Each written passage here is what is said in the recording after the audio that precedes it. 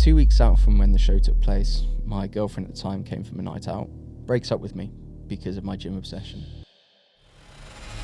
Today, we're speaking to the founder of FitFCK. FitFCK. FitFCK. FitFCK. FitFCK. FitFCK. FitFCK. We're not here to please everyone, which a lot of gym brands are doing now. You went for a name that is out there, is provocative. Our slogan's always been fit because we want to be out there, we want to be different. And the truth is that like factually, you're not gonna be liked by everyone. Jamie Wykes-Hobday, and I created a business because my girlfriend dumped me. Like right off the bat, tell me a little bit about you and the company you run. So Jamie Wykes-Hobday, that's my full name. Fun fact, if I didn't use the Wykes bit, that would actually like be dead soon. Like the name I'm literally carrying that name because everyone who had it before married into a new name. And so when I was born, my parents were like, because it was going to be Jamie Hobday. Hobday's my dad's side. My mum was like, no, it has to be Wykes-Hobday. Fun fact, the weirdest investor rejection I've got onto, which I'm sure we'll get into in a bit, was because I had a double-barreled surname. I've got it in writing. This one guy said, how can I invest in someone who can't choose what surname to have? That's crazy. And the irony is when Tim invested for a second time, he reached out and asked to work with me. And I said to him, is my double-barreled surname still an issue? So yeah, Jamie Wykes-Hobday, and I created a business because my girlfriend dumped me. That's it. You have one of the best taglines for why you made a business in general that I've seen. And I know you use it, but like, story time. Let's get into it. How did that happen? I mean, just before I go into it, it's happened a number of times as well. Like I've had situationships fail because of it too. So growing up, I went to I was at a boarding school where if you're not going to be a lawyer, you're going to be a rugby player. And I was never going to be a lawyer, so I went down the rugby route. And I've been obsessive since I was like young. Like I had obsessive traits when I was a kid. And if I get obsessed with anything, it's like full on, which is great for business. Can be detrimental in social life sometimes. But I got obsessed with becoming a rugby player. I was never the best, but I definitely worked the hardest, which again is very similar to how I am as an entrepreneur. I don't think I'm the most talented, but I definitely work rate is there. So I got to London Wasps for trials when I was 16, and this was 15 years ago. So that's 2009, and different time periods. So you could say anything then, kind of like they said you're too skinny to play rugby. You couldn't say that now, could you? You couldn't. Whatever, right? And I was heartbroken, burst into tears. And then I went back to my parents, I was crying and stuff, and I did the classic thing that every UK teen lad does when it's heartbreak or rejection, is I just hit my garage gym for a summer. Thought I was like Rocky Balboa. So Pendulum, Prodigy, Eminem, all this G-up music I'd listen to every day, drinking Mutant Mass protein shakes, bicep curls till failure. I just got obsessed with the gym. So when I finished school, did a bit of traveling to find myself, whatever, and I realized I wanted to work in fitness. So I got a PT qualification. And then when I went to uni, I said to my parents, right, I don't want a student loan. I'm going to create a business here. And if it means I'm going to Skinner into my overdraft, so be it, but we'll make this work. Got to 100 clients, both online and in person. And I'd literally knock on people's doors for PTing. And the irony there is that trait installed my love for cold calling, because I truly believe that no matter how developed tech gets, cold calling will always be a skill. So I'd say, do you want personal training, whatever. And I had one client who's now a female best mate of mine, which is really cool, and trained her for 3 years. When we first started training together, she said, you should do a bodybuilding show. So I laughed at it first, and then I got convinced to do it. And I was basically training 3 times a day, right? So, and then fish and rice cake diet, literally. On the final week, I was having 8,000 milligrams of vitamin C a day. So that's 8 vitamin C tablets a day to flush your system. So 2 weeks out from when the show took place, my girlfriend at the time came from a night out into the apartment that I was living at uni. We had a £100 treadmill, and I was on it at 5 a.m. She comes in from the night out at 5 a.m, breaks up with me because of my gym obsession. And she was like, this is unsustainable, you're a weirdo, all this stuff, which, to be honest with you, was and is true at the time. Probably still is now. And I finished the cardio session first, had a little cry afterwards, and then I just thought, you know what, there's got to be something out there that can connect gym people over a common love for gym. So FitFCK was born, and yeah, that's where we are today. So it's not been an overnight story. Like, we can go on into it in a minute, but there's been highs and lows for sure, and it's been a hell of a journey. No, I'm sure, man. And, you know, overnight success is never really an overnight success, right? Just you never see the things behind the scene, and yeah, like really the journey to it. But I mean, right off the bat then, FitFCK, you have it on your shirt. I think the easiest place to start is probably positioning, right? Because you went for a name that is out there, is provocative. What was the thinking behind that in general? So when I was at uni, it still is a thing, but like a saying is, oh, she's fit as fuck. Or girls say, oh, he's fit as fuck. And people say like Leng or Peng now, don't they, or whatever. But back then it was that. And our slogan's always been fit as fuck, right? Because we want to be out there, we want to be different. And in terms of positioning, I've always said a fitness dating app is not genius. It's just another niche app. So how can we be different? At the time, there were 7 other fitness dating apps. None of them are still going now. And I thought the only way we're going to be different here is to A, create a brand, which we've done now. Still got a way to go, but it's started. And is B, to be out there as much as possible. And I firmly believe that if your brand message is on point and you have a community that backs what you're doing, then you can do anything right.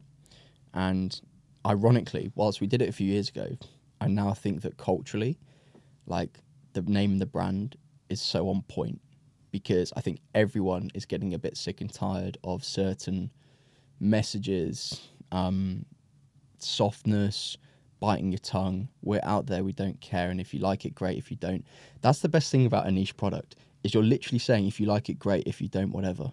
Like, we're not here to please everyone, which a lot of gym brands are doing now. And ironically, it's not working.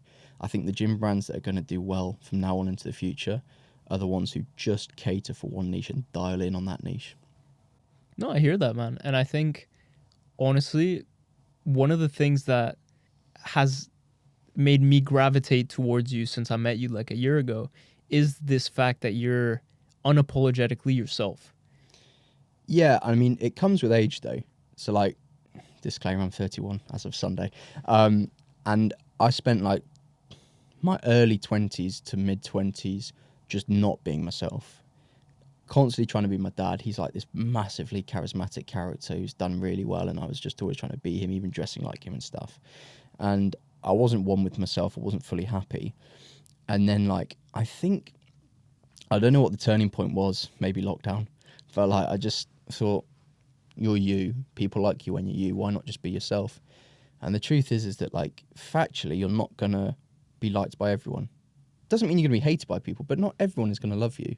So, like, just run with what you've got and value the people that do like you. And so, you know, our community, as well as friends, family and everything, you know, means a lot to me. No, 100%. But going back to the name. Yeah. You know, I'm sure that at points it will have drawn people to you as well as drawn others away from you. Mm-hmm. On a balance throughout the last, I mean, has it been 4 years you've been running? No, so rebrand was 2022. Okay. Lost it all in COVID pretty much, and launched before COVID. So it's been a while. But obviously Tim's involvement was pretty exponential for us. But yeah. We'll go into that. Years, sure. But in terms of balance between if you've had people gravitate more towards you or away from you based on the way that you present yourself, and in the end of the day, the first impression you give, like as a brand, right, through the name, would you say it's been more towards, more away, and more specifically within that, if it is those that are towards, I'm assuming that'll also be people that are more interested than like an average yes would be, if that makes sense. You've nailed it. So like, I don't know the exact percentage of what draws or what comes to, or what makes people come to us, but I would say it's that when people do buy into it, they heavily buy into it. And that for me is so valuable. So I'd rather have like a load of people saying like, fuck yeah, rather than just like, yeah. You know what I mean? Like, if they care, they really care. And I think it's, you know, if you're going to put it in business terms, having high value users, high value members, you know, who, when you go to sell something, will buy it. When you go to put something online, they'll back it, they'll support you. I'm not saying it's just money, it's, you know, human beings at the end of the day. But ultimately, that makes your business far more powerful, I believe, you know, than just people going along with the ride. Yeah, man. There's a saying. I remember back in the day when I used to read a bunch. I won't be able to tell you which book it's from, but it's a saying that stuck with me. And it's like, love me or hate me. There's no money in the middle. Yeah. So, Yeah. and you can replace money with a bunch of different things, but it's that concept, right, of polarizing because you want to attract the right people who are really 100%. attracted to it. And that's what niche is at the end of the day. You know, people like to say the niche, and then you're like, but are you really? Like, we're niche as a brand, then we're niche as a name, and then we're niche as a focus as well. It's very niche, and like, yes, it minimizes our market a bit, but as I say, the people that we've got in it ride with us, and our community, I say it in all the time, but it's so true, our community is everything. And, you know, my job and focus as the founder is to serve that community to their best interest as much as possible, whether that be through events, the app, clothing, whatever. You know, keeping them happy is the main thing. No matter how much we scale, that's got to be the focus. Definitely. And I want to speak about community specifically. But before that, to take a step back, I don't know chronologically what you started with, but dating app is kind of out there with your name in terms of what you guys either started at or have as your main thing. How have you found kind of building not just a niche dating app, but a dating app in general, right? You said you had competitors when you first started. Nowadays, none of them are really running. Like, how has that experience of trying to build something from the ground up in the age of Hinge, Tinder, and Bumble been for you? Hit and miss. Like, I found out, I mean, the good thing is about doing this for a few years now is that I found out majority at my own cost what works and what doesn't. And I think, you know, for any dating app, you've not made it, but you're on the right track when you get organic growth. And we're thankfully at that point now where, like, we're not paying for ads and we're getting people downloading every day and signing up to premiums, right? And I think that's basically by building up a name, building up a reputation, both online and in person, that makes you undeniable to be ignored. You know, you like us or don't like us, in London especially, you've definitely heard of us. I wouldn't say we've cracked the UK. We've still got a lot of work to do, and that's going to be our focus for 2025. But, you know, we've definitely made some noise, and I think that to answer your question again, it's just been a learning curve. You know, I spent money well, I spent money badly. But I think the good thing about a dating app is that it's so metric based. So ultimately, once you know your cost per acquisition, and once you've got a cost per acquisition firmly aligned, you know how much it's going to cost to scale your business. So for us, our industry norm is £1.20 per user. Ours is 80p. But if you have a dating app called FitFCK and people aren't downloading it, then something's wrong, right? So combine that with a good product and good marketing. That's probably why we've got such a low cost per acquisition, which is great. So it means it's, compared to the industry norm, it's relatively cheap to scale the business. Yeah, because in the end of the day, you know, bringing people in through the door in an app type system is not the... It's easy to get them through the door, but it's hard. Well, no, you know, it's not hard to make them stay. You need to give them a good reason why they should stay. 100%, but even beyond that, like, what I was coming at is, like, the real money, and please correct me if I'm wrong, but the money in dating apps is the subscription model. Yeah.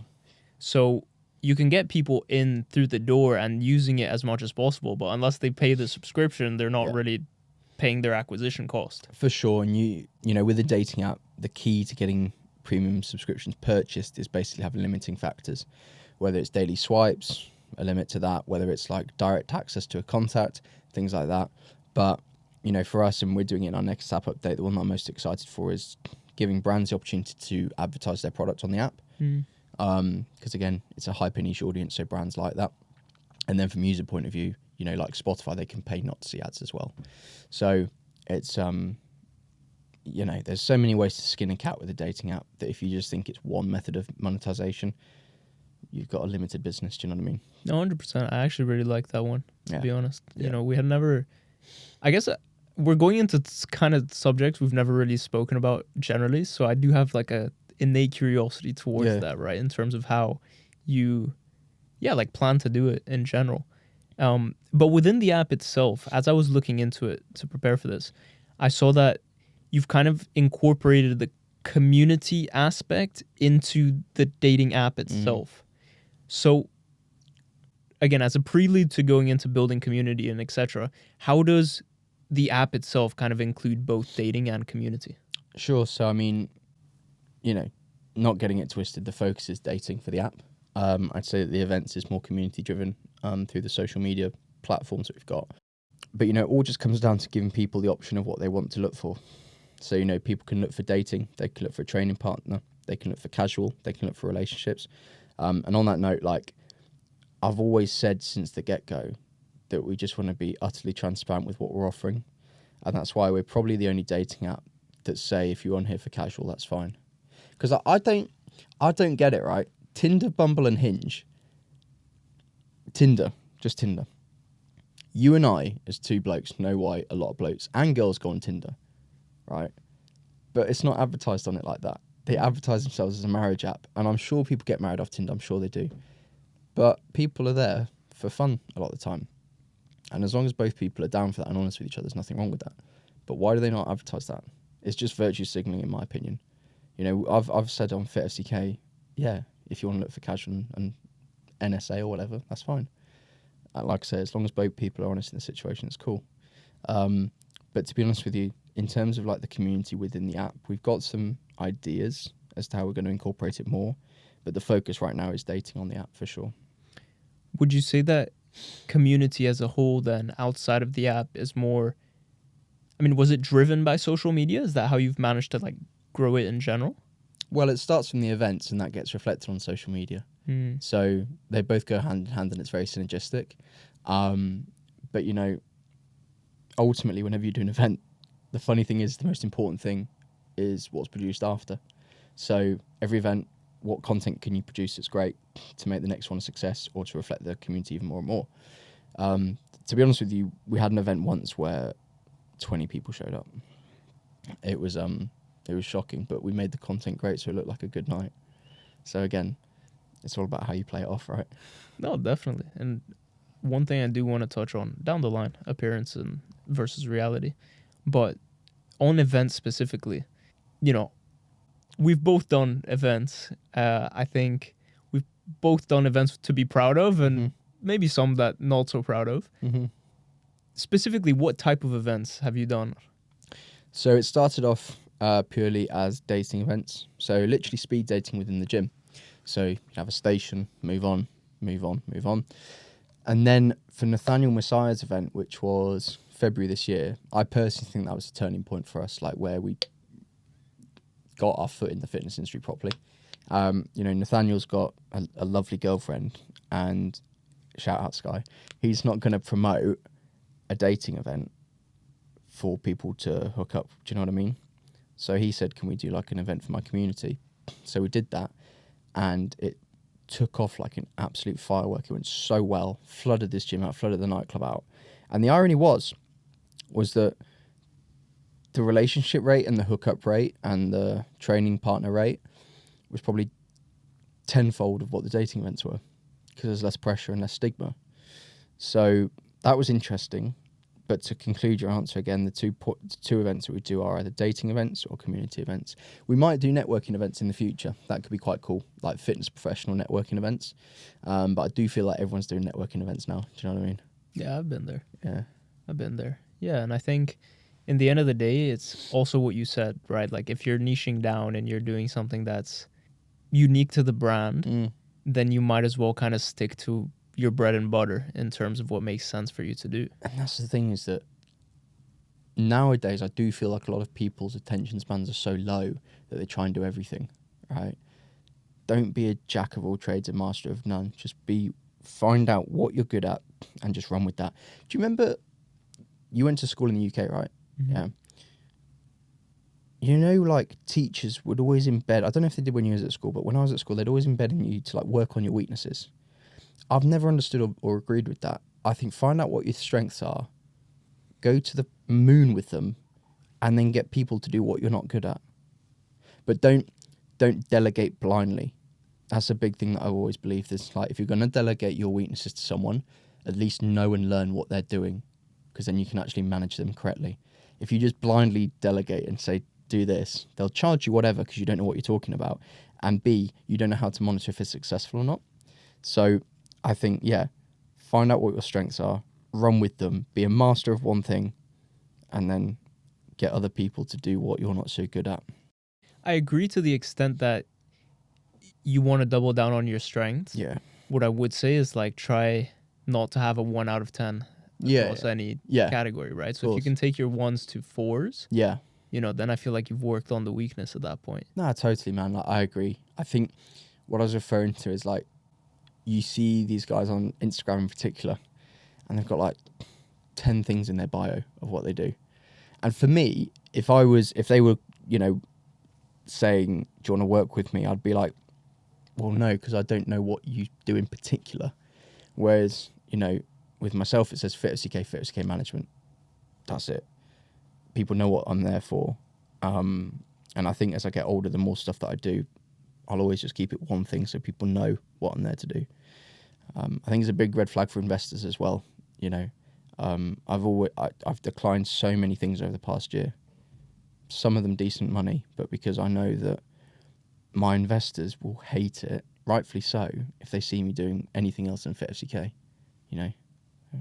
That makes sense. And I think one thing you touched on there that's another conversation I'm sure we'll go deeper into off camera, but for talent management, this is something you started maybe this time last year? Yeah, so it was in November last year. Yeah. So 11 months. How has that experience been like for you? And I mean both in terms of the business model, because it's different to what you were doing, in terms of working with the type of people that you're working, in terms of working with brands in general. Like, yeah, give me a 360 into talent management. So that all came about because we were getting creators organically coming to our events. That was one part of it. And I was like, okay, we should work with a lot of these guys. And then secondly, a lot of them, maybe because I'm a bit older and a business owner, they were asking me my opinion on their brand deals. So that was where the idea came from. I discussed it with Callum, and we both just said, look, we've both got a lot of contacts in the fitness industry. We're both good with people. You know, we both know a deal when we see one. Let's do it. So it started off, our first signing was Santino. Still with us now. Love him. Then there was Reed. And it's kind of been like a snowball effect in terms of what it's like working with creators. On the whole, it's been fantastic because I've hired people based on who they are for the most part.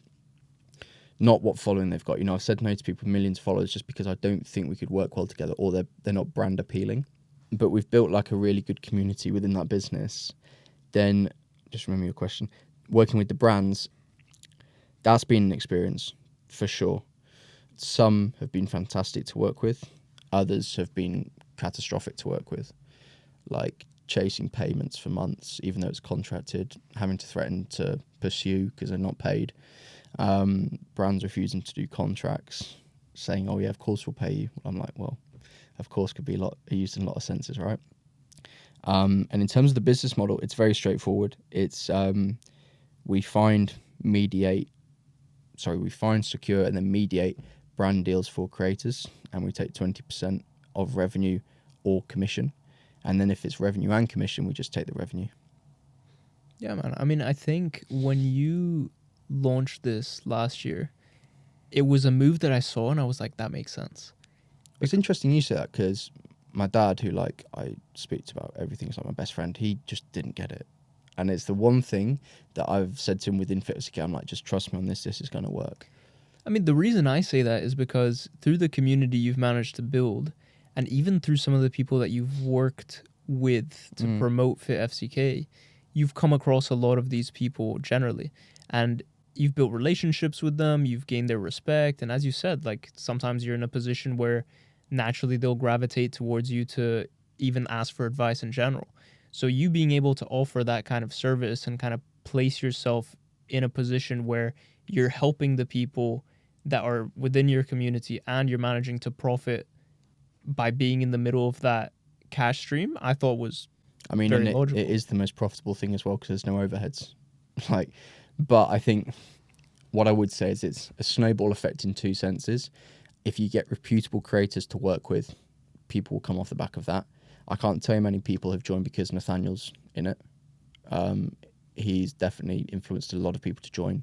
And then also, what I like about the management company, is that your success is, again, something that will snowball it. So what I mean by that is, if the public eye sees you source a Gymshark deal for someone, you will be flooded with inquiries from big creators because it's what they want to do. MyProtein, Vanquish, Nike, all these brands. So again, there's no room for bullshitters. You have to perform or it won't go well, or it won't grow. And again, it's in the public eye. So you have to step up and perform. But I think the public eye and social media and all eyes on you as a business founder is brilliant. I think it's fantastic. It's like you're in the stadium, you're in the Bernabeu stadium, and everyone's watching. Are you going to perform? And if you don't, get back into change room. You know, I personally love that. I love people watching. Yeah. Especially as someone who's managed to use social media to their advantage as well as you have. I think that makes a lot of sense. Yeah. Again, though, drawing back to the beginning bit, you have to be unapologetically yourself or it won't work. There is so much smoke and mirrors on social media. It's crazy. And there's just people not being themselves. I've met so many people who in person are different. For the right and for wrong, you get some people who are better in person and some people who are worse. But it's just best to be yourself because authenticity always wins. And lying, you know, on social media is just deceptive to people, which isn't right. I agree. You know. But I mean, based on that, you know, you touched on the talent management and the, I guess, business model that comes with that.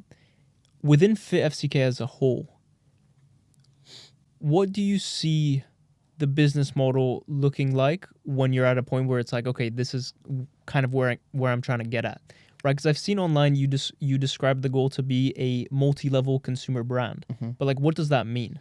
So the best way to describe it, because I believe I'm slightly on the spectrum, I see things like as pictures in my head a lot of the time, which is a common trait. I've always seen it like a tree. So at the bottom of this tree is the dating app. Now, the more water that soils the tree and allows it to grow is the users, right? The more users within the dating app is what will give us the ability to scale because you've got a bigger database and you've got more people to advertise to. Once you've got a scaled database, you can leverage off into clothing, products, consumable products, gyms, things like this. And I believe that we'll be at a point where the FitFCK brand is that strong that we can partner with gyms and just put our name to it.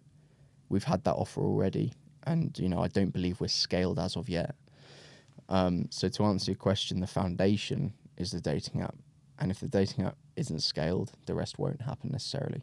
The management was just a super sweet one that like we could do without the dating app being scaled. But ironically, the management has helped grow the dating app too as a byproduct. No, I'm not surprised. And I think the management, as I said, man, when I saw it, I was like, this makes sense. This is a logical move that you can kind of do on the side. I'm not saying it's not going to take work because everything to do well takes work.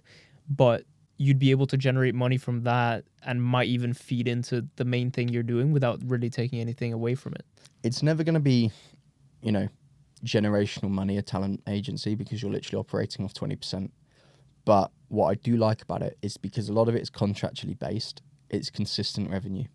Whereas with a dating app, it's seasonal. You have times when it's going to go really well. Like this week has been nuts in terms of premium memberships for some reason.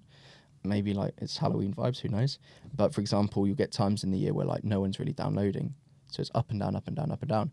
Whereas with the management, once it's contracted and set in stone, you know, okay, this month, this amount of money's coming in. That's cool. And that can then fuel other parts of your business. But in terms of the money that you did manage to raise, both in this crowdfund and the last round you raised for, what's the goal there? Like, what are you going to use this money to actually do moving forward with the business? Bro, it's got to a point where, like, those who work close with me just laugh now because it's, like, straight off the bat is tech and marketing. But what does that look like in practice? So, essentially, we've still got a long way to go on our app. It's doing well at the moment, but it's a million miles off where I want it to be. in terms of functionality, in terms of features, in terms of premium features, in terms of capacity, like as well. And then ironically, the reason we're building the capacity in the development of the app is so that we can scale, and we can scale the app through marketing. So again, the reason why we want to throw so much money at the marketing is because, like I said earlier, we have a very formulaic business where we have a cost per acquisition that we know is tried, tested and proven. And I know that for whatever we throw at the company with marketing, our cost per acquisition is 80p. So for every 80 pence that we throw at the marketing, we'll get a user in return. Disregard churn for a second, but all of the money that we want to raise and have raised has just gone into building the app, building the platform, and then scaling the user base. Because that's ultimately what's going to make the company worth something. It's not going to be, the company won't be valued at a crazy valuation because we've got 50 staff in a fancy fucking office, right? It will be valued off how good our tech is, how many users we have, how much money we're making, and how much revenue in total has been generated as a brand, you know? And like I said earlier, all the fun stuff comes once the app's big. You know, the bigger the app gets, the bigger everything else is. Do you consider, because essentially the way you describe marketing, the way I understood your description of marketing was essentially like the return on ad spend, right? Do you consider that budget to also include things like media and what you put together for events and maybe paid promotions on social? Totally, bro. I mean, marketing is such a big statement, and maybe I should have described it better, but it goes into everything in terms of influencers, in terms of ad spends, in terms of, like you say, media, you know, even guerrilla marketing. That still does have a cost to an extent. You know, PR, if you ever want to use that, although I do believe that you shouldn't really pay for PR, it should happen organically. Yeah, marketing is such a lazy term, but there's a lot of different things that go into it. The most hit and miss one is definitely influencer paid posts. They can go very well or very badly, but we've got a good hand on that now, that I can tell what will perform well and what won't. Based on the person or based on the post? No, it's like I say, bro, it's never based on the person. It's just based on, you know, engagement. Will their audience resonate with this? Have they got a good call to action in the platform that will make it worthwhile? So, for example, if they don't say click here to download and no one downloads, it's kind of a waste of time for us. But, you know, like I say, we basically judge it on volume of signups off what we've got, but also it's based on how much we've paid. So if we've paid someone £100, that would be great, but it won't happen. If we paid someone £100, we've got 200 signups, that's 50p cost per acquisition. Fantastic. You know, if we pay someone 10k and get 1,000 signups back, that's a pretty bad day at the office. So it's about finding out that sweet spot, you know. I hear that. I mean, even just based on that, have you found that you can work with influencers in a way, or have you ever had the experience of working with someone that was cheaper than the cost per acquisition from ad spend? So yeah, in terms of the 80 pence, Yeah. who's been lower than that? Yeah, of course, for sure. We've had people at 50 pence cost per acquisition where we paid them £200, got 400 signups back. That's great. That's amazing. But the trick is finding out how and why that was the case. You know, were they just cheap, or did they do something well that made it perform well? It all just dials back to not just throwing money at the wall and expecting it to stick. You know, find out your metrics, find out your numbers, find out your industry base benchmarks, and then work with them. You know, it's all, when you get past the smoke in the mirrors and the biceps and the glutes and all this stuff that you see online, it comes down to strategic marketing. That's it. Everything needs to have a strategy behind it. And even when you go to investors, which is a whole other topic I wanna dig into, but when they ask essentially like, how is this gonna make money, right? Like, what's the goal here? I mean, do you use your tree analogy to describe it? I mean, actually, the good thing now is that, like, so we went pre-revenue for like the whole of last year, building community, as I believe you need to have a community in order to do the rest, right? So we took a risk there. Now we're generating revenue through the app memberships, through our events, through sponsors. We're fortunate enough to now have brand sponsors, the event tickets, and the management company. So it's like 5 streams of revenue, which is great. In terms of what will scale the most, it's the dating app, without a doubt, because it's not limited. It's literally got no ceiling. and it can be done so quickly provided that the right capital's there. And like I say, once you know your metrics and you know your cost per acquisition, you can formulaically strategize how many members you're going to get within 12 months. And so 12 months from now, like, we're going to have 300,000 members on the app, which will be very, very good. And then the plan after that is to hit 1 mil. 300,000 minimum, that's what we're saying. But I think on my computer, I've probably got like 30 Excel sheets up at the moment, just planning for every case scenario, because that's the only way you can do it. One thing I'll say, if anyone's looking to do a business or a dating app, is always plan the best, mid, and worst case scenario in anything. And realistically, think it'll be the worst case, because then anything's an upside. Or it's always just good to mentally prepare for if things do go wrong, because with running a business, they do go wrong a lot of the time. Expect for the best, prepare for the worst. No? Yeah. And in terms of actually getting to investors, again, I want to go into specifics, but how have you approached actually getting investors in the first place, right? And I mean, especially considering the niche of your business and how dialed in you chose to make it. Mm-hmm. Did you choose to go for like a mass approach of I'll speak to anyone and get as many reps in as possible, see who's interested? Or did you really target like, okay, these are guys I've identified that I think would make sense to speak to about this? I think both. I definitely went for mass on the seed round. You know, my database for the seed round, which I've literally got printed off, was like hundreds of people that I spoke to. Because you need to bear in mind that no matter how good you think you are at selling something, how good you think the product is, not everyone's going to, A, like it, B, be able to financially invest it, or C, like you as well. Because that's the thing, is that you'll come into a part as the founder where they like and rate you. I think you need to speak to a lot of people. You need to get your reps in, for sure. But also, it's about strategically finding out how each person will play a part in the raise. So I knew that getting Tim Stokely, founder of OnlyFans, in early doors would create a snowball effect. 31 other people followed him for our seed round. I'm not saying they just followed him because of that, but if I'm sat there saying, okay, this guy has built the biggest business of our generation, and he's invested, he believes in it, a lot of people are going to say, okay, you know. And then, for example, with Nathaniel, he's an incredibly influential figure in the fitness industry. And I knew that if he invested, creators would follow him, which they did. Professor Alex Edmonds, I knew that people would follow him off LinkedIn, which they did in the crowdfund. So again, get your reps in, build up the database. That has to be done. You have to cold call. You have to expect no's. You have to expect rejection. But also find out who strategically is going to benefit your round. And one thing I've always said is that always look at what someone can bring to your business aside from money. Because you can theoretically get money from anywhere. But do they have a name that you can use? Not use, but like that will influence your business. Do they have social media leverage? Do they have advice? Do they have connections? There's so many ways to skin a cat when you're building your business that thinking it one track way is definitely a flaw.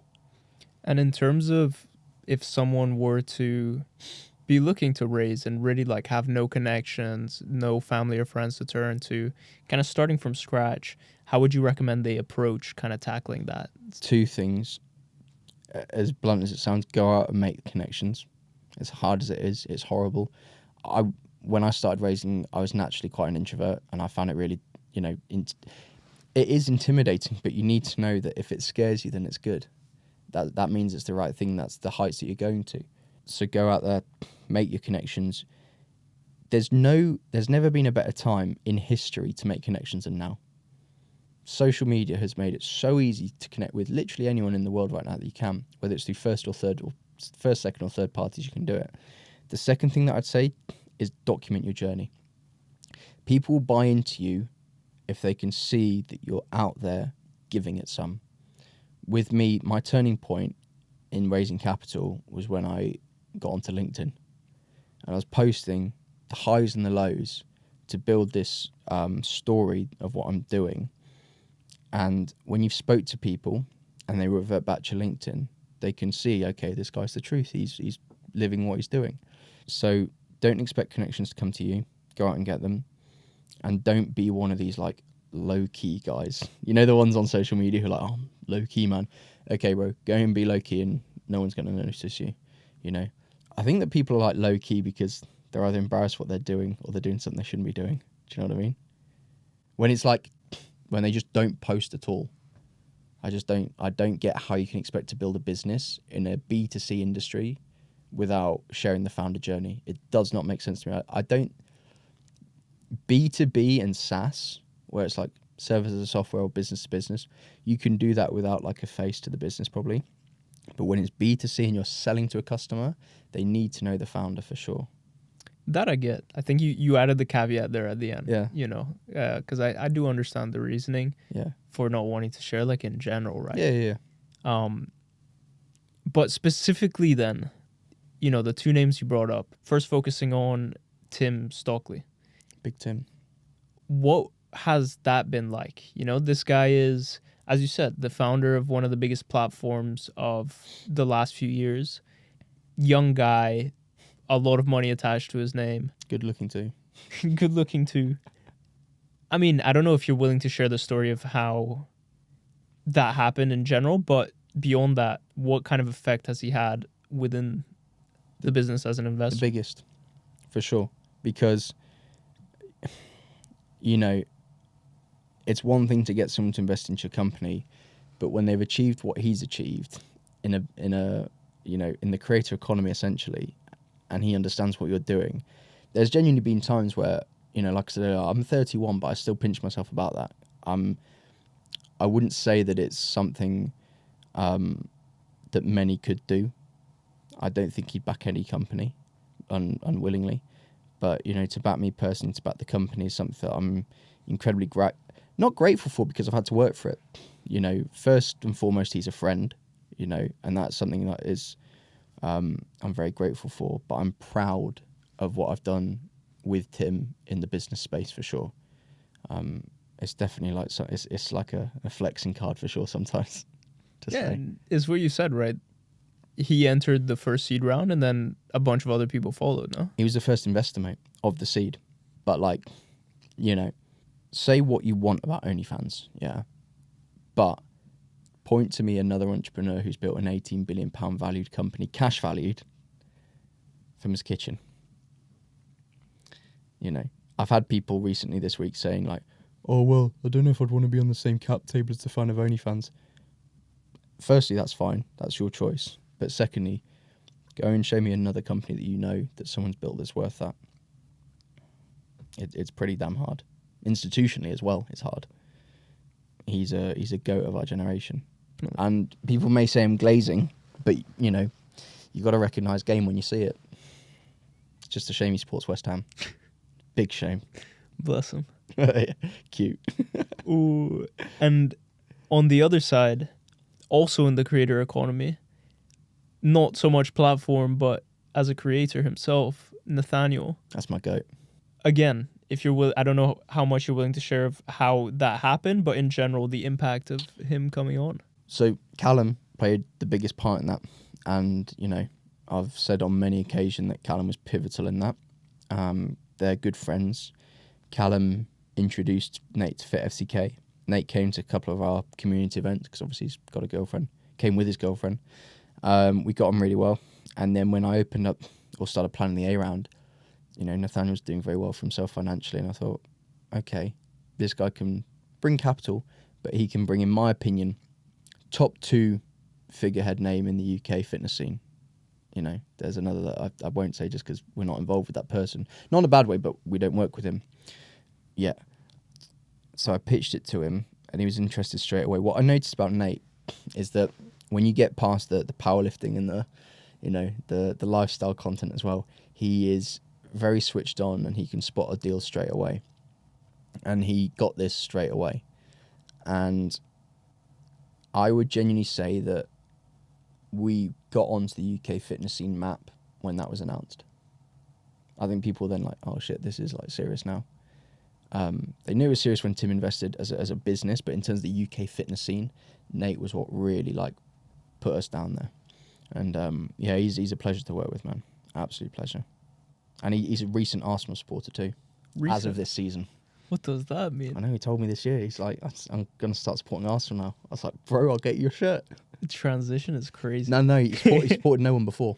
Fair. So, yeah. Fair. Respect. I mean, I haven't met the guy. That's Neither was He's such a with sick Tim. guy. But from all accounts and from what I've seen as well, seems like, as you said, it kind of put you guys on the map, right? Because I know you've worked with creators before, even to promote the page on Instagram and to get the name out there more as well.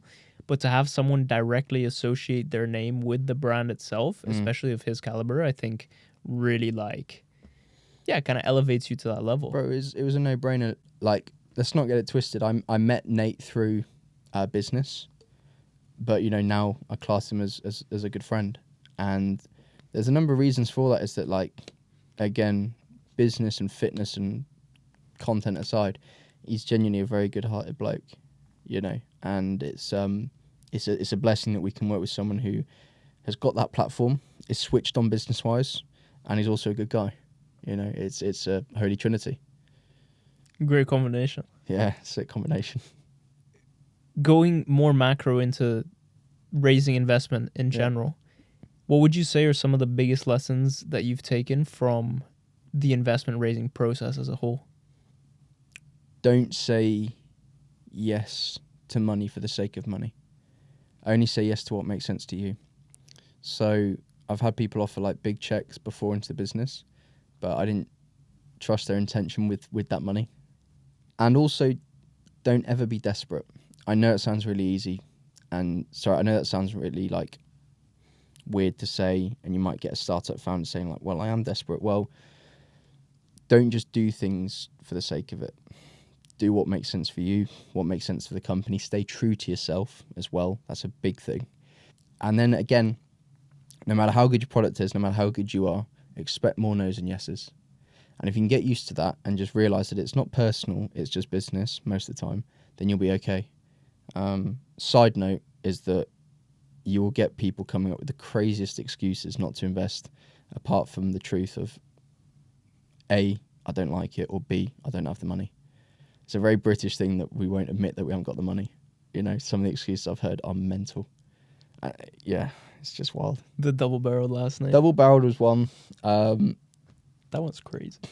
Yeah, I mean, I'm not going to say some of them on here, but like some of the like excuses or terminology I've heard is just nuts. Like, if someone says to me, can you, pay for this and I can't afford it, I just be like, no, I haven't got the money for that.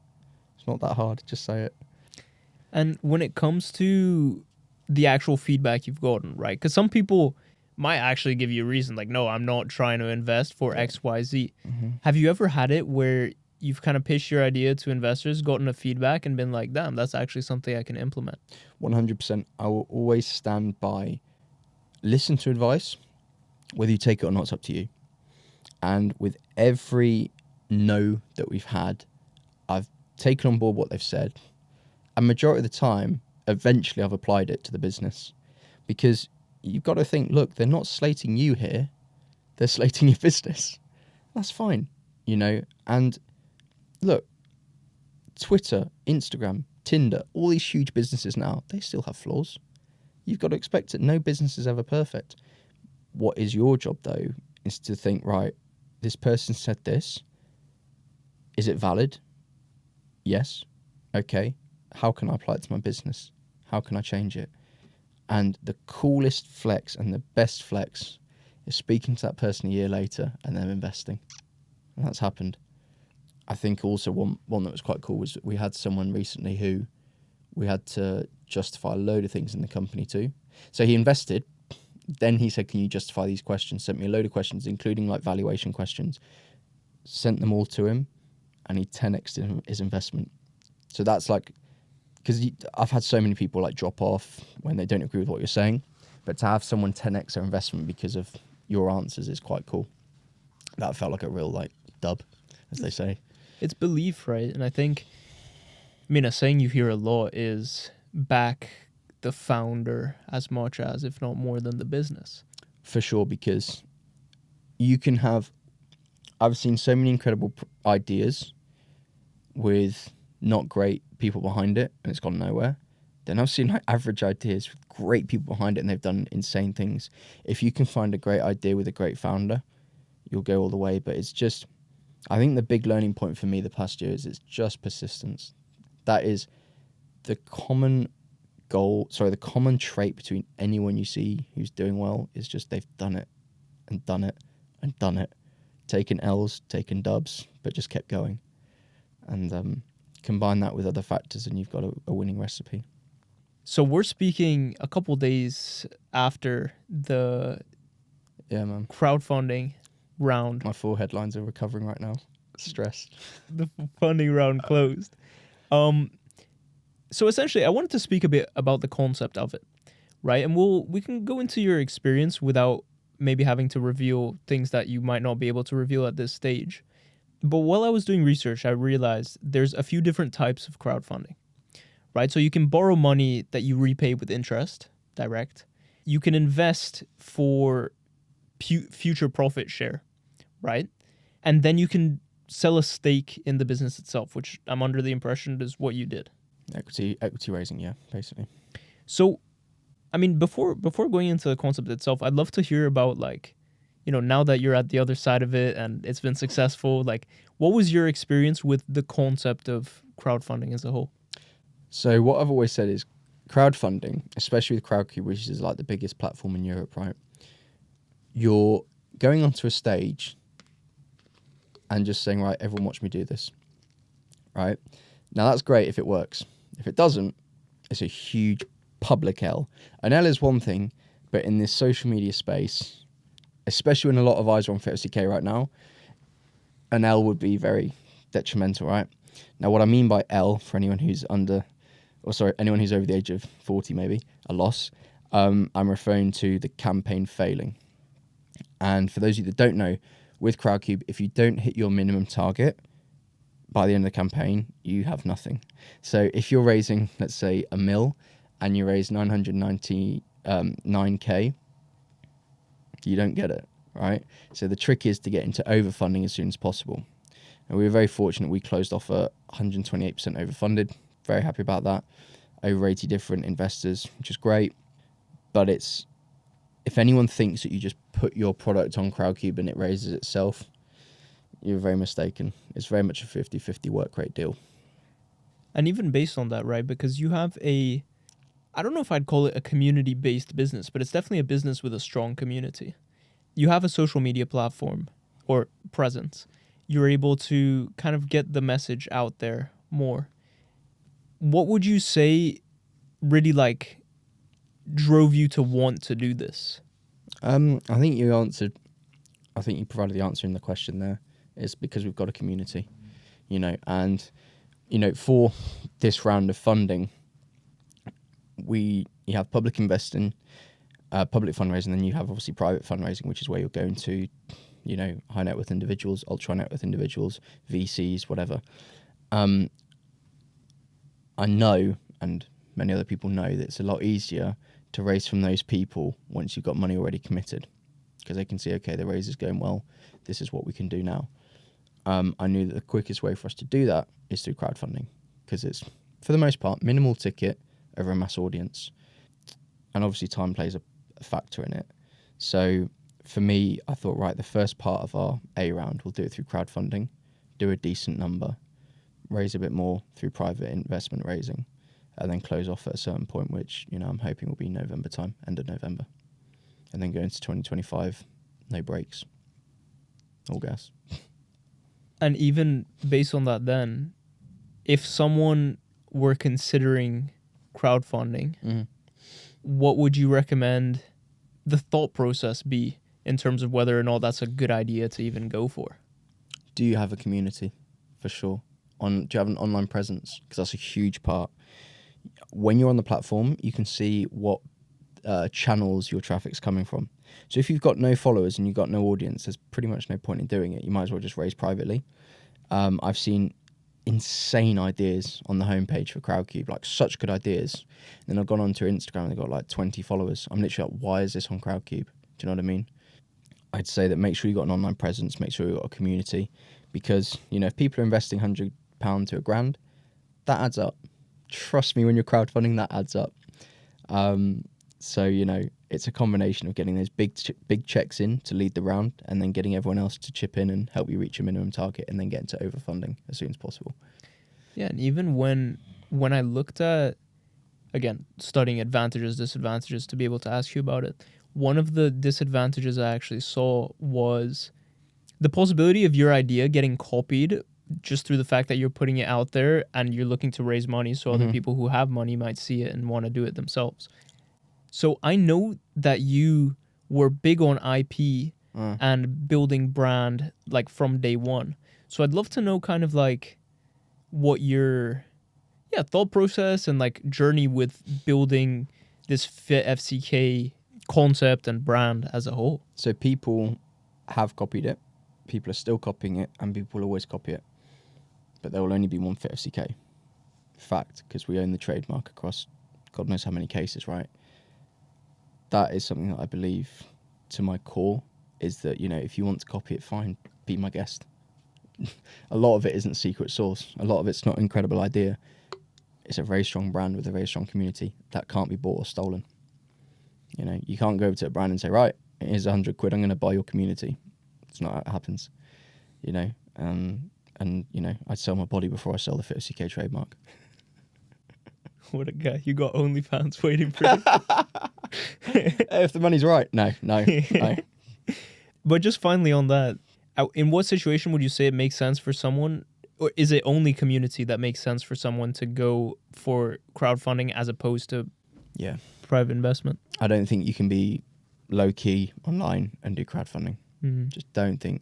Like I say, you need to be pushing it on LinkedIn, on Instagram, to the point where you get to the end of your platform like I have, your campaign, like I have, and you're like, I need to stop posting. I was posting every day on LinkedIn. I was emailing. You need to, you know how you have like a gym routine and like a health routine for like your diet? You need to have that every single day. Right, at this time I'm posting this, at this time I'm doing this, at this time. And that's why I say content creators and influencers don't deserve the stick they get most of the time, right? Because if you're going to be at the top of your game, it is like non-stop. You know that YouTuber Joe Fazer? So one of the nicest guys I've met in the industry. His work rate, Callum told me about it once. He was like, we were in Ibiza and we went on a night out. I came back at 3 a.m. and Joe was editing. And then like I met Joe with Callum and like he left the meal pretty much 10 minutes early because like, I need to go home and edit now. It is a consistent grind and it's very similar to crowdfunding. It's marketing every single day, which is essentially what being a content creator is, right? It's marketing. And so the recent experience of doing the Crowdcube campaign, I've gained even more respect for creators now because I'm like, this shit is long. As well as running the business, it's tiring. It is, man. No, it takes time. It takes effort. It takes consistency. It costs money. Yeah. You know, it's a full-time thing, and there's a reason people are paid as much as they are for it. You know, it doesn't just fall out of a tree. Raising breaks people, bro, as well. I know people who have stopped what they're doing because they hate raising. I love it. I think you either love it or you hate it. There's no in between. You can't say like, oh yeah, I like fundraising. You either love it because it's a thrill and it's a rush, and it is drug-like. That's the weirdest thing. And that's where you need to be very self-aware to control your dopamine, your highs, your lows, which I'm not perfect at. I'm still working at that. But it's addictive for sure because the rush of doing something and closing something is crazy. It's very much like the gym, for sure.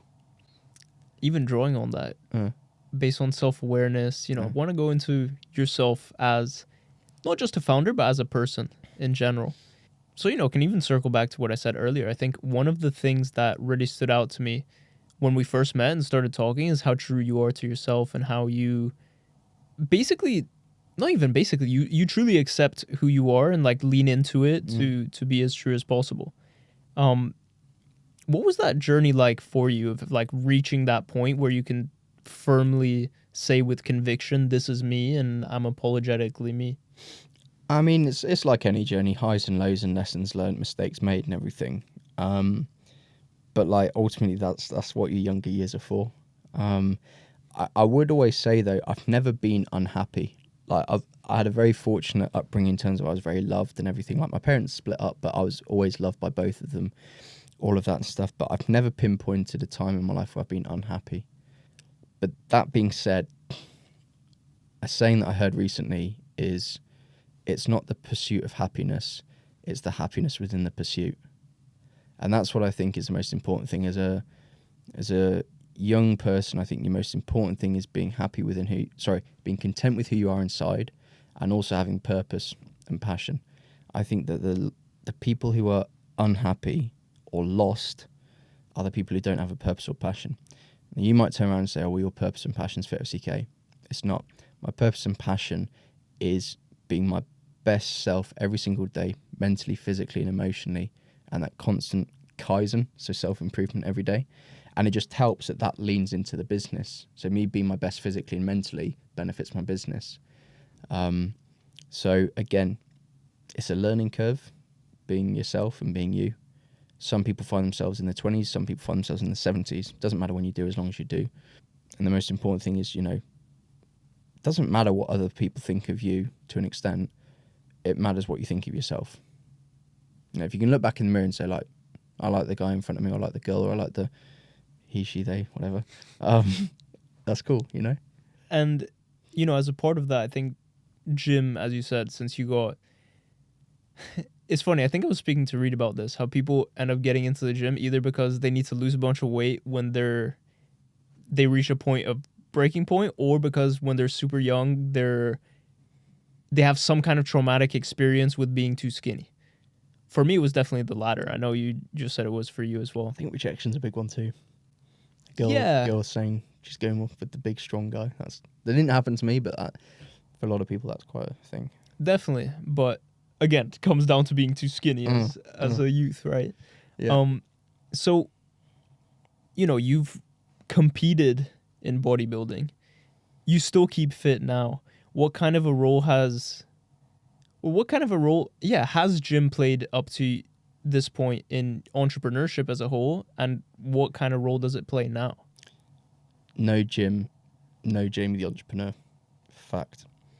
It's more important than anything. So when I'm planning my day, the first thing that I plan is what time am I training, what am I eating today. Then I'm going to take my tablets, take my electrolytes, and then I'm good. If I don't do that, then I just mentally don't perform well. And I did an accidental self-study last year. I didn't train for a week, and my business performance went through the floorboards. When I'm training, my headspace is clear, I'm feeling good, looking good, and also I carry better confidence, meetings go better, I give off better energy. People can tell if I've not trained. My dad, he can tell straight away if I haven't trained for a while. My energy's down, negative. But for me, I'm not saying go and smash bench press and squats, whatever, but I can't compute how you're going to try and run a business and not exercise either. I just don't get it. And you always get these people it's kind of like a trendy saying that people say when they've made a bit of money. It's like, well, I don't have time to train. Get up an hour earlier, go to bed an hour later. Yes, you do. And is there a better feeling than being in shape and running a business? I think it's up there with the best. Why can't you do both? I mean, yes, I'm fortunate that, my business is a fitness business, so I need to, But even if I was working in investment banking, every lunchtime I'd be in the gym, It's absolutely pivotal for me. Do you use your own app? No. So I had a tester account when we launched it, and I still have it because I need to test things, right? But I matched someone on the first day, and she said, "Why are you on your own app?" I was like, it's time to go. And I had this top in my profile picture. Didn't help myself. So, yeah, I think I'll stick to Tinder. Retired from your own app? Yeah. I mean, yeah.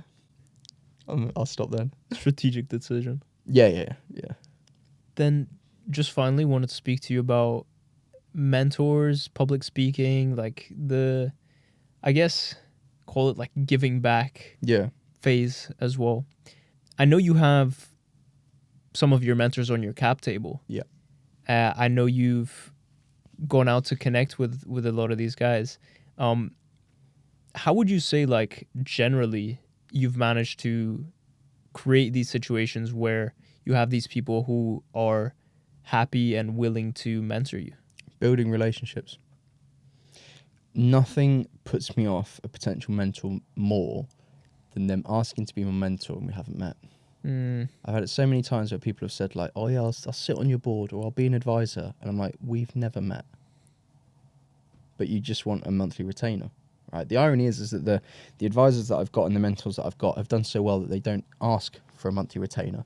Yeah, there might be perks in equity, but they don't need a monthly retainer. You know, there's probably four people that I'd class as mentors. 2 of them are within my business and 2 of them aren't. And they're my mentors because I've built relationships with them where they know how to get me performing well. They know what doesn't make me perform well. And they have my best interest and the company best interest. You know, they're not there just to get a couple of grand a month. They're there to help. So to answer your question, I got them by building relationships with them. I haven't paid them to do it, you know. And what kind of relationships do you guys have? First and foremost, they're mentors, of course. You know, I'd say 2 of the 4 are close friends, and then 2 of the 4 are like big brother kind of vibe, you know. But they're people that I trust, and like in any relationship in life, the most important thing is trust, and I trust them entirely, like fully, or I wouldn't have let them be a mentor of mine. If I didn't trust them, then why would I? And that comes back to what I said. If a guy's just reached out to me on LinkedIn and I don't know him, I don't trust him. Like, what? It's mad to me. But you see a lot worse things on LinkedIn, that's for sure. Yeah, there's no lack of... Some of the shit you see on that page, oh my God. There's no lack of weirdness on LinkedIn. Yeah. But just to circle onto public speaking then. Yeah. And, you know, I know you've spoken in universities, you've spoken... what was that program you were part of? Westminster something? So that was the Education Development Trust by the Mayor of London. So speaking to young people, essentially, Mm-hmm. I guess based on that, what are like the key points, key messages that you try to get across when you speak to young people? I mean, there's a ton of things that I always say, as in like messages that I want to give across, but I always try to do what my mentors do with me, and that's don't try and be one of these insecure guys who wants to bask in their own glory all the time and say what they've done and say what they're good at. Try and share where you've gone wrong. If you can find someone who's talking to you or a mentor who's willing to share their losses with you, that's far more valuable because you'll learn way more from someone's loss than a win. And also, especially in British culture, 9 out of 10 people won't tell you about their losses. There's too much pride involved. So with these students, I'll always say, of course, what I've done well and, you know, how I did it for the most part. But I'll always say what I haven't done well. And if people can learn from your mistakes, that's value, you know. And if you're confident in if you're confident and secure enough in yourself to share your mistakes, then you are worthy of the position that you're being given of speaking to them. And what would you say are kind of like common questions that you find yourself asked and answering in these talks? How did you start? Always. And the irony is that because of the stuff that social media has painted, you know, everyone's so quick to, you know, get to the rented Rolex and the rented Lamborghini and the trips to Dubai stage, right? But they forget the basic steps. Setting up your company on Company's House, getting a trademark, getting the IP, then you've actually got a company. You know, finding a lawyer, finding an accountant at cost-effective means as well. They're the things that you should be doing first. I can't tell you the amount of people who I've seen spouting stuff about business online and they haven't got a company registered or they haven't got a trademark. And if I wanted to, for £320, I could literally buy their company name and tell them to stop using it. It's wild. And unfortunately, that's what social media has done as well, is it's kind of allowed these like youngsters to forget what you actually need to do to start a company, which is the boring stuff and the dull stuff. You know, I've always said the dull stuff will make your company sexy. The sexy stuff, if you start off with that, it's short-lived, you know. What does the future look like for FitFCK now? Very exciting. Very exciting. It's the first, maybe because we've, you know, got majority way through our current fundraiser, I'm really able to step back for the first time and look at it at the bigger picture. I'm very excited, and I think our overall goal of creating this multi-level consumer brand that started as a dating app is really in the near horizon. So 2025 is going to be a very busy year, so I'll need to stock up the coffee machine in the office. Like when you set out to build FitFCK, was your intention from the start, I'm going to build this thing to sell it? or was it the opposite? Do you know what the funny thing is that it's a backhanded compliment. The more progress you get and the more that your company develops, that question gets asked a lot. When will you sell? All of this, all of that. We had someone offer to buy it a couple of years ago, but A, it wasn't the right amount, and B, I've always said it's a conversation to be had when the cash is on the table. Because someone may say, yeah, I'll buy a company for X amount. Okay, when we're sat opposite man to man and I see the amount of money, then we can talk. But it's a bit if and when, and B, I think if you've got a founder who wakes up every single day and is thinking when to sell, you question if they're ever going to be able to sell because they won't get in the position to because they haven't got the right mindset. In my opinion, as a founder, you need to be obsessed with your mission and with your core values in the company. And then one day, the buying opportunity will come along. But if you're not obsessed and truly bought in, that offer ain't going to come. So, I like that. I don't think about it too often. When you look back at some of the periods in your own life when you were at your lowest and you think back to your state then, knowing what you know now, what kind of advice would you give yourself? Health is wealth. Everything comes back to health. Stay on top of your health and the rest does take care of itself, for sure. And be happy. Not happy, but find out who you are. So health is wealth and find out who you truly are. I think you finished pretty powerfully there, but for every conversation I'm having, the last thing I'm asking is essentially if you could share a story, quote, anecdote, like any kind of thought you'd like to leave the viewer with.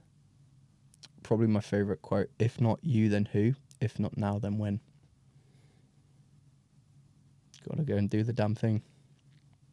I like that, and I think it's very fitting to you. Thank you, bro. It'll be the only tattoo that I ever get, for sure.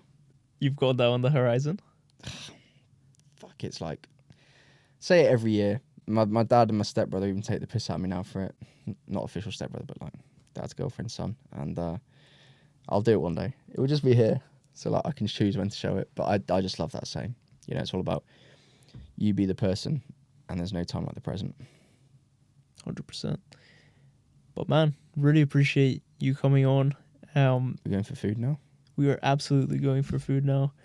No, and when I started this, honestly, right from the get-go, I knew that you were one of the first people I wanted to have on. And yeah, man. Even as what I told you at the start, Delusion by Design, the name I came up with. Very fitting. It's...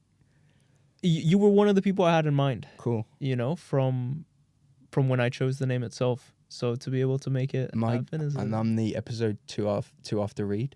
Yeah. Okay, cool.